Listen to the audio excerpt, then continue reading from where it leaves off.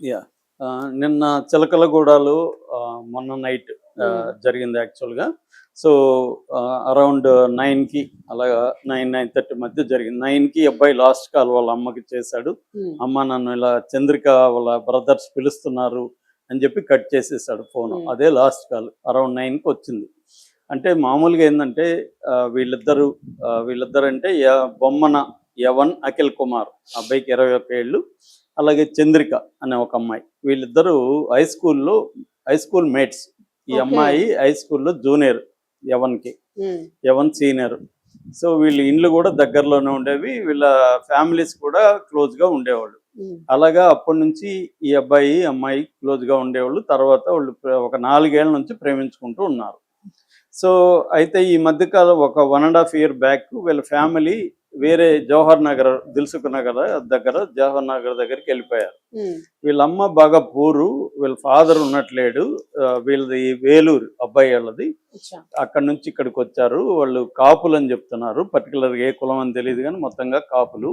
So, వాళ్ళమ్మ పూరు. వాళ్ళమ్మ నలుగురు ఇళ్ళల్లో పని చేసుకొని ఈ అబ్బాయిని చదివించుకుంటది. ఆమెకి ముగ్గురు పిల్లలు.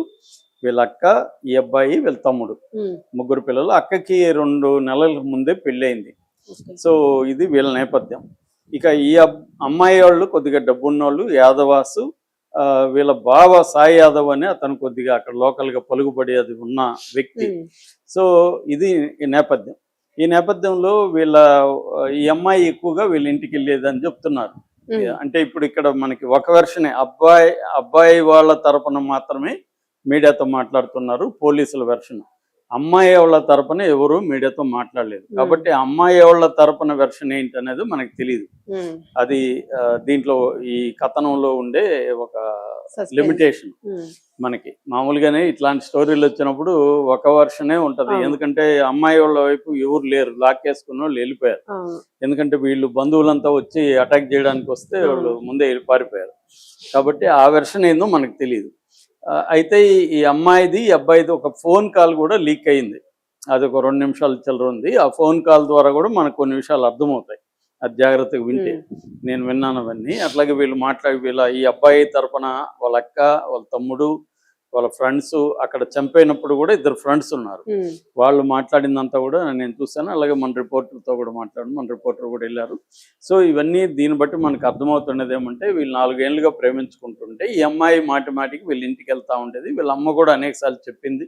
అమ్మ నువ్వు రాకు ఇలాగా అని. ఎందుకంటే ఆ అమ్మాయి మైనర్. ఇంకా 18 ఏళ్ళు అవును. నిండలేదు. బీఏ సెకండ్ ఇయర్ చదువుతుంది.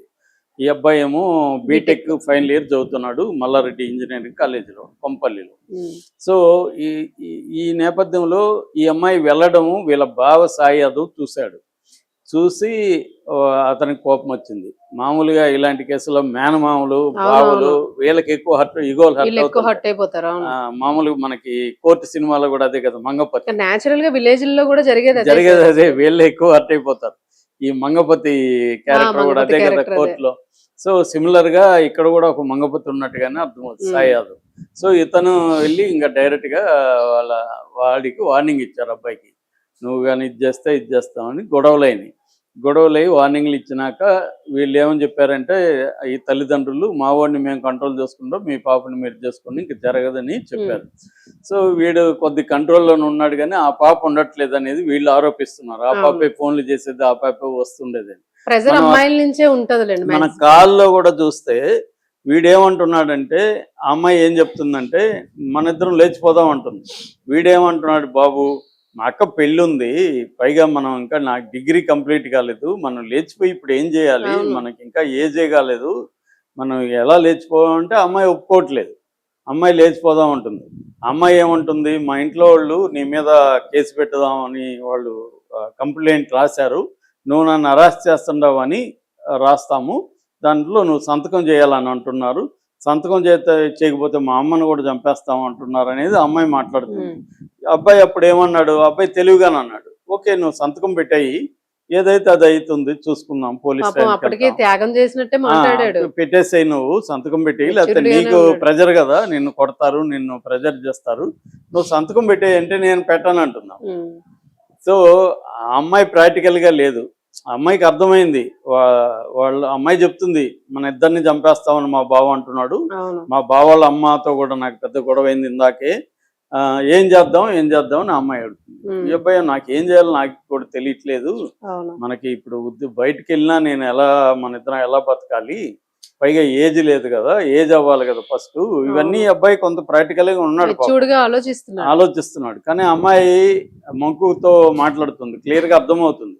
అమ్మాయికి ఏంటంటే ఈ అబ్బాయి కావాలి, వాళ్ళ ఇంట్లో వాళ్ళు ఒప్పుకోవట్లేదు, పైగా ఈ అబ్బాయి మీద కేసు పెడుతున్నారు, అమ్మాయికి ఏం చేయాలో తెలియట్లేదు. అంటే ఫస్ట్ ఆఫ్ ఆల్ వీళ్ళిద్దరికి కూడా ముఖ్యంగా ఈ అమ్మాయికి మెచ్యూరిటీ లేదు. ఈ అమ్మాయికి కనీసం సైలెంట్గా కొద్ది రోజులు ఉన్నాము తర్వాత చూసుకుందాం అనేది లేదు.